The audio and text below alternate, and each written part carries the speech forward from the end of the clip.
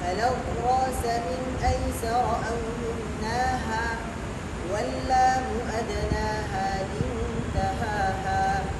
یہ والضاد من حافظه اذ ولیا، ضاد حافظ لسان سے ادا ہوتے ہیں جب حافظ لسان یعنی زبان کی کروٹ جب اوپر اضلاع سے علیا اوپر کے داڑوں کی جڑ سے لگیں تو اس سے جو ہے کیا نام ہے ضاد ادا ہوتا ہے. بات سمجھ میں آ رہی ہے؟ انہوں نے یہاں فرمایا ہے من ایسر او یمناها، زبان کی کروٹ بائیں سے لگے یا دائیں سے لگے. صحیح ہے؟ تو یہاں پر یہ اس طرح بھی ہے من ایسر و یمناها، دونوں سے ایک ساتھ لگے، یہ بھی صحیح ہے. بات سمجھ میں آ رہی ہے؟ لیکن وہ مشکل ہے. من ایسر یہاں پر انہوں نے بائیں کا ذکر کیا ہے اس لیے کہ بائیں سے جو ہے کہنے میں اکثر لوگوں کو ادا کرنا اکثر لوگوں کے لیے کیا ہے آسان ہے بائیں سے ادا کرنا. بعض لوگ دائیں سے آسانی سے ادا کر سکتے ہیں لیکن اکثریت یہ ہے کہ بائیں سے آسانی سے ادا کر سکتے ہیں، تو اس لیے انہوں نے من ایسر کو مقدم رکھا. واللام ادناها لمنتهاها، اور لام ادا ہوتے ہیں ادنا حافظ سے لے کے طرف لسان کے انتہا تک، طرف لسان کے انتہا تک.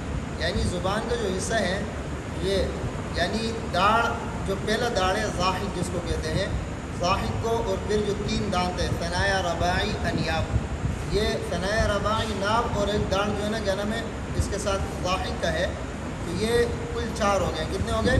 3 دانت اور ایک داڑھ. صحیح ہے نا؟ تو یہ جو یہاں پر انہوں نے فرمایا واللام ادناها، یہ ادنا حافہ، ادنا حافہ سے مراد کیا ہے؟ وہ حصہ جو کیا نام ہے یہ ضاحک کے برابر ہے، جو پہلا داڑھ ہے نا اس کے برابر جو حصہ ہے اس کو ادنا حافہ کہتے ہیں. اور منتہا کا مطلب یہ ہے کہ زبان کے طرف لسان کے آخر تک، تو یہ طرف لسان سے ادا ہوگا. تو یہاں پر یہ اشکال بھی ذہن میں آ سکتا ہے کہ منتہا یعنی جو ہے کہنے میں طرف لسان اور زبان کی طرف جو ہے کہنا میں ہا کی ضمیر لوٹ رہی ہے، ہا کی ضمیر مؤنث کی ہے، اور زبان جو ہے کیا نام ہے اعضاء میں سے ایک ہے. تو انسان کے اعضاء میں سے جب ایک ہوتا ہے تو وہ مذکر ہوتا ہے. بات سمجھ میں آ رہی ہے نا؟ تو یہاں پر یہ اعتراض ہوتا ہے. تو یہ جو ہے کیا نام ہے یہ اعتراض صحیح نہیں ہے. اس کی وجہ یہ ہے کہ طرف لسان 2 ہے. طرف لسان کتنے ہیں؟ 2 ہے. ایک طرف لسان جو دائیں طرف ہے اور ایک طرف لسان جو بائیں طرف ہے. بات سمجھ میں آ رہی ہے نا؟ زبان تو ایک ہے لیکن طرف لسان اس کے اندر کتنے ہیں؟ یعنی ایک اس سائڈ کو بھی طرف لسان کہتے ہیں دائیں سائڈ کو، اور بائیں سائڈ کو بھی طرف لسان کہتے ہیں. تو جب یہ 2 شمار ہوں گے تو 2 کے لیے مؤنث کی ضمیر لوٹتی ہے. بات سمجھ آ رہی ہے؟ تو یہ بات بھی یہاں پر اشکال ذہن سے نکل جاتا ہے. تو یہ جو ہے کیا نام ہے یہاں پر آپ کو جو ہے کیا نام ہے ایک ضاد کا مخرج معلوم ہوا اور دوسرا آپ کو لام کا مخرج معلوم ہوا. والنون من طرفه تحت جعلوا والراء يدانيه بضبط أدخلوا. اچھا یہ نون جو ہے نا طرف لسان سے ادا ہوتے ہیں. کہاں سے ادا ہوتے ہیں؟ نون زبان کے کنارے سے ادا ہوتے ہیں. اچھا نون کے اندر جو ہے نا کیا نام ہے لام، را اور نون. لام کے اندر 3 دانت اور ایک داڑھ تھا. ایک داڑھ کم ہو کے 3 دانت کے برابر جو طرف لسان کا حصہ ہے یعنی ثنایا رباعی اور ناب. بات سمجھ میں آ رہے؟ چاروں کو انیاب کہیں گے، ایک کو کیا کہیں گے؟ ناب. ثنایا رباعی اور ناب کے برابر جو زبان کا حصہ ہے طرف لسان یہ صحیح ہے. اس سے کیا ادا ہوتے ہیں؟ بات سمجھ میں آ رہی ہے؟ تو دونوں سائڈ صحیح ہے نا؟ اس سے نون ادا ہوتے ہیں. کیا ادا ہوتا ہے؟ نون. بات سمجھ میں آ رہی ہے؟ اس کے بعد پھر انہوں نے را کا ذکر کیا ہے. را جو ہے نا کیا نام ہے وہ پھر 2 دانتوں کے برابر سے ادا ہوتا ہے یعنی ثنایا اور رباعی. یعنی پہلے لام تھا، لام کے اندر 3 دانت اور ایک داڑھ تھا، اس کے بعد ایک داڑھ کم ہوا 3 دانت ہوئے. اب را کے اندر جو ہے نا کیا نام ہے ایک دانت بھی کم ہوا 2 دانتوں کے برابر جو طرف لسان کا حصہ ہی ہے. یہ ظاہر ادخلوا، اور اس کے اندر ظاہر لسان بھی داخل ہے. ظاہر اللسان کسے کہتے ہیں؟ ظاہر اللسان یہ دیکھیں یہ جو زبان سے تھوڑا سا اوپر والا حصہ ہے نا یہ اس کو کیا کہتے ہیں؟ ظاہر اللسان. بات سمجھ میں آ رہی ہے؟ تو اس کے بھی اس میں دخل ہے. یعنی جس طرح طرف لسان لگتا ہے اسی طرح ظاہر اللسان بھی اس میں لگے گا. بات سمجھ میں آ رہی ہے؟ اچھا ان تینوں حروفوں کو جو ہے نا کیا نام ہے یہ تینوں حروفوں کو اچھا ایک بات اس کے اندر یہ جو 3 حروف ہیں یہ آپ کو میں نے بتایا تھا 17 مخارج اور میں نے آپ کو بتایا تھا 16 مخارج اور 14 مخارج. اس میں 4 قول آپ کو بتائے تھے. کتنے قول بتائے تھے؟ 4. ایک قول میں نے امام خلیل کا بتایا تھا، ان کے نزدیک کیا ہے 17 مخارج ہے، اس کتاب میں اسی کا ذکر ہے اور جمہور قرا جو ہے نا اسی کو لیتے ہیں، صحیح ہے۔ دوسرا قول میں نے امام سیبوی کا بتایا تھا، اس میں جو ہے نا کیا نام ہے ان کے نزدیک جو ہے جوف دہن نہیں ہے، جوف دہن ان کے نزدیک نہیں ہے، تو ان کے 16 مخارج ہو گئے۔ اس طرح جو ہے نا کیا نام ہے علامہ فرہ کے نزدیک، ان کے نزدیک جوف دہن بھی نہیں ہے، اور ان کے نزدیک پھر یہ لام نون را کا ایک مخرج ہے، لام نون را کا ایک مخرج۔ بات سمجھ میں آ رہی ہے؟ جب یہ ان کے نزدیک ایک مخرج ہوگا تو پھر آگے جا کے جب ان کے اندر ادغام ہوگا، ادغام کے قاعدے میں آپ نے پڑھا ہوگا، آپ اگر جو پڑھا رہے ہیں کتابوں میں جو ہے نا کیا نام ہے تجوید الحفاظ والوں کو اگر آپ پڑھا رہے ہیں فوائد مکیہ، تو اس کے اندر اس چیز کا آپ نے خیال رکھنا ہے کہ وہاں پر قر ربی کے اندر جو ادغام ہے یا مر ربی کے اندر جو ادغام ہے، امام خلیل کے لیے یہ جو ہے نا ادغام متقاربین ہے، لیکن امام فرہ کے لیے یہ کیا ہے متجانسین ہے۔ اس کی وجہ یہ کہ لام نون را کا مخرج ان کے نزدیک کیا ہے ایک ہے۔ یہ بات سمجھ میں آ رہی ہے؟ الم نخلقکم، یہ ادغام ان کے لیے متقاربین ہے۔ بات سمجھ میں آ رہی ہے کہ نہیں آ رہی ہے؟ تو اگر فائدہ مکیہ میں اگر آپ پڑھا رہے ہوں گے نا، تو فائدہ مکیہ میں اس چیز کا آپ نے خیال رکھنا ہے کہ فائدہ مکیہ والوں کے نزدیک انہوں نے امام فرہ کے قول کو لیا ہے، انہوں نے 14 مخارج ذکر کیے ہیں۔ جب 14 مخارج ذکر کیے ہیں تو وہاں پر جو ہے نا کہ قر ربی مر ربی کا ملتہ، یہ ادغام ان کے نزدیک کیا ہے متجانسین، کیا ہے امام خلیل کے نزدیک، امام سیبوی کے نزدیک یہ کیا ہے متقاربین ہے، کیا ہے یعنی ایک قریب المخرج یا قریب الصفات ہے، کیا ہے قریب المخرج یا قریب الصفات ہے۔ بات سمجھ میں آ رہی ہے نا؟ اس کے اندر جو ہے نا کیا نام ہے یعنی ایک مخرج نہیں ہے، صحیح ہے۔ اسی طرح جو کیا نام ہے بعض حضرات کے نزدیک ہر حرف کا مخرج الگ ہے، تو ان کے نزدیک بھی متقاربین ہے۔ بات سمجھ میں آ رہی ہے؟ اچھا، ان کے نزدیک پھر جو ہے نا کیا نام ہے متجانسین بھی متقاربین ہے۔ جن حضرات کے نزدیک وہ ہر حرف کو الگ مخرج دیتے ہیں، تو ان کے نزدیک پھر جو ہے نا کیا ہے متجانسین بھی کیا ہے متقاربین ہے۔ کیوں؟ ان کے نزدیک ہر حرف کا مخرج ہی الگ ہے، قا اور دال کا مخرج ایک نہیں ہے ان کے نزدیک، یا قا اور تا کا مخرج ایک نہیں ہے۔ وقال الطائفہ کے اندر یہ متجانسین ہے نا، جن کے نزدیک ادغام میں یعنی جن کے نزدیک مخارج ہر حرف کے الگ الگ ہیں، تو ان کے نزدیک یہ پھر کیا ہے متقاربین ہے۔ بات سمجھ آ رہی ہے؟ یہ بات نوٹ کرنے کی ہے۔ والضاء والدال وذا منه ومن عليا الثنايا والصفير مستكن منه ومن فوق الثنايا السفلى۔ قا دال اور تا یہ ثنایا علیا اور زبان کی نوک سے ادا ہوتے ہیں، زبان کی جڑ سے ثنایا علیا اور ثنایا علیا کی جڑ اور زبان کی نوک، یعنی زبان کی نوک یہ ہے، دیکھیے ادھر صحیح ہے، یہ کہاں لگے گی؟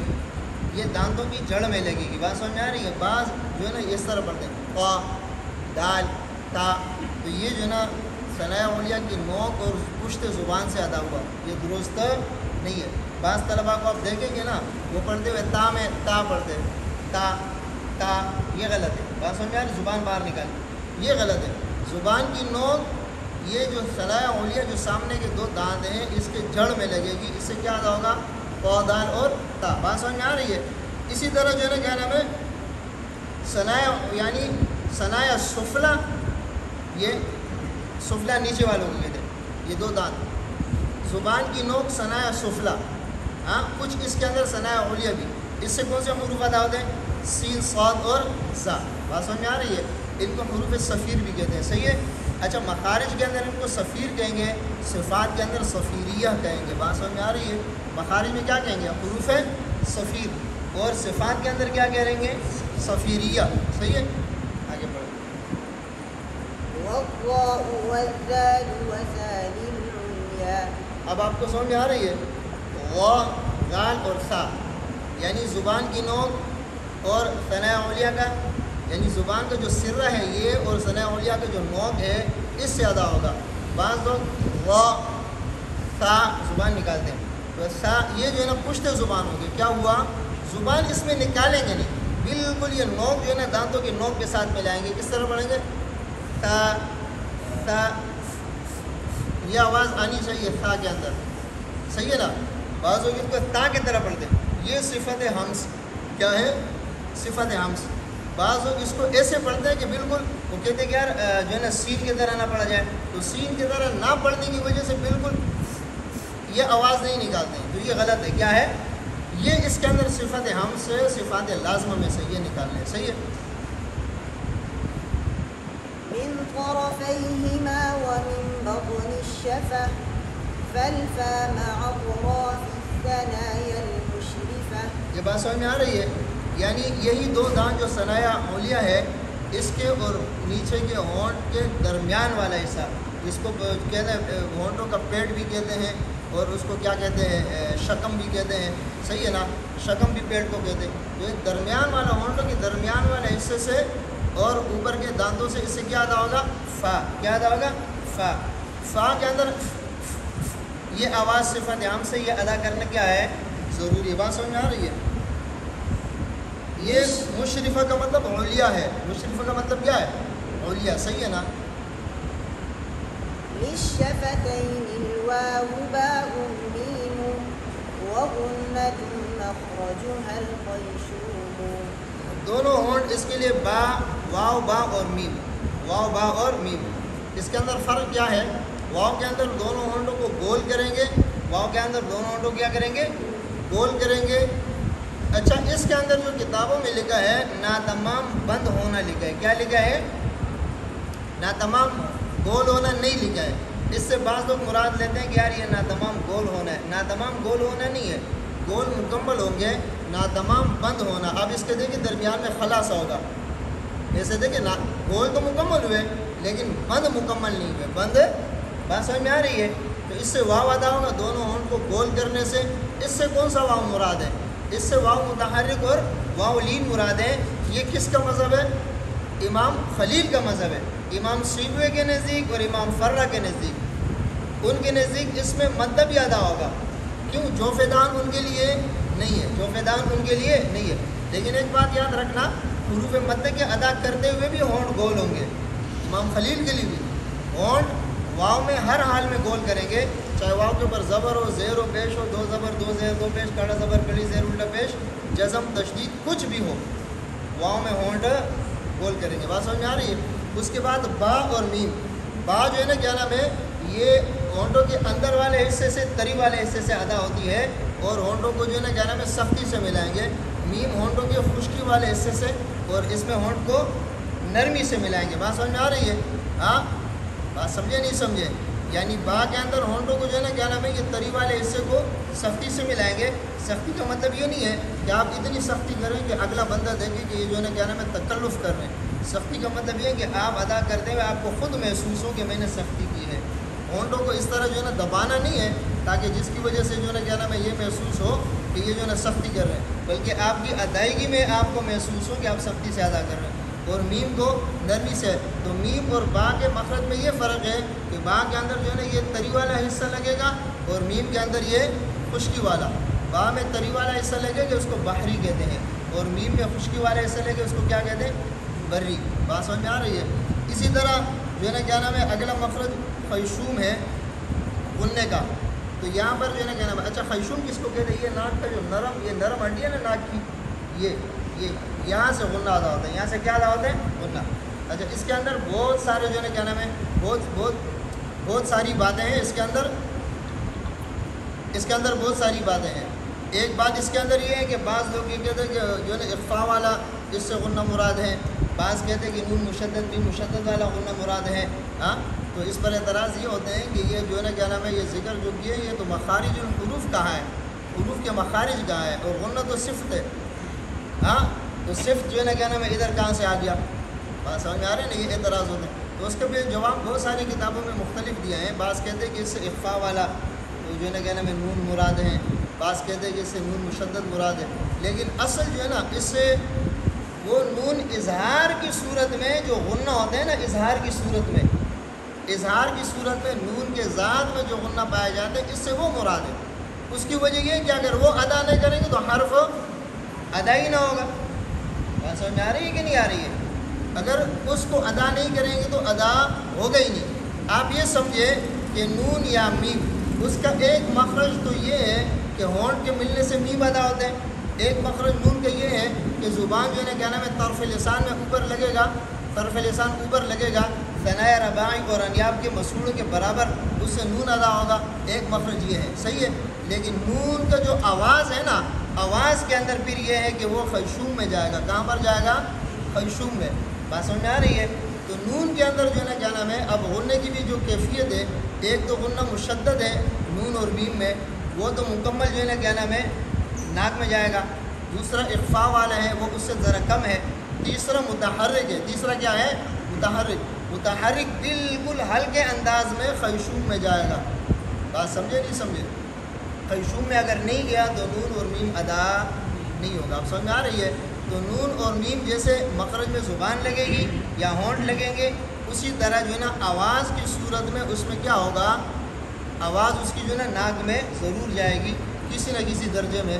اگر اس کو ہم مشدد پڑھیں گے تو زیادہ درجے میں, اور اگر اس کو جو ہے نا کیا نام ہے ساکن کر کے پڑھیں گے اس سے ذرا کم درجے میں.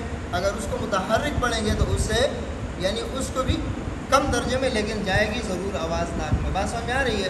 تو اس سے وہ مراد ہے. بات سمجھے؟